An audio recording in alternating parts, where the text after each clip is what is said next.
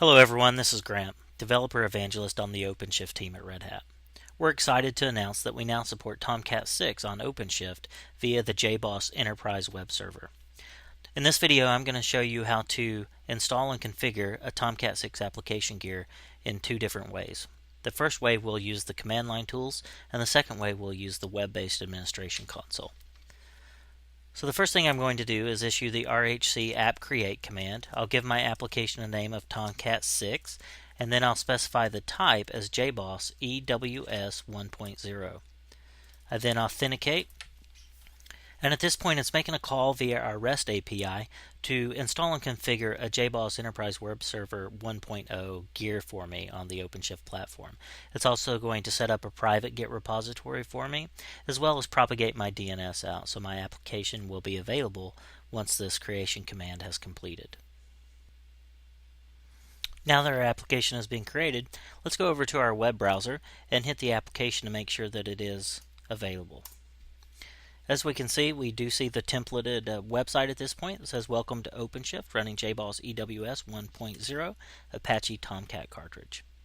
So let's take a quick look at the directory structure here.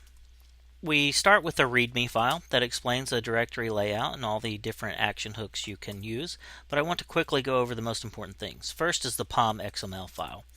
At OpenShift, we use Maven as the default build environment for Java projects. And that's what I suggest that you do, is follow the Maven standard directory convention and use that as your build system. If you want to deploy a straight WAR file to Tomcat, all you have to do is drop it in the web apps directory. Once you copy a WAR file there, add it via Git, and then push it, that WAR file will be extracted on the remote system. So that's how you do it on the command line. Let's move over to the OpenShift Web Administration Console, and I'll show you how to do the same thing. I'm going to click on Create Application, and then I'm going to scroll down, and you'll see a Tomcat application type that's powered by JBoss Enterprise Web Server 1.0. So I'll click that, give my application a name. I'll just call this one Tomcat, and I'll create the application. At this point, it's doing the exact same thing we did via the command line tools, except it's using the nice web interface to accomplish all the tasks.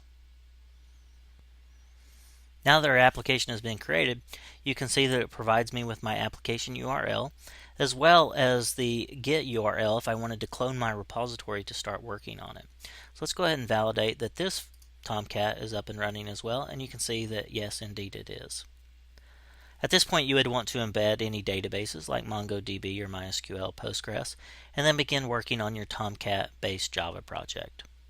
That's how easy it is to get up and running with official Tomcat support on OpenShift. I hope you enjoyed this video.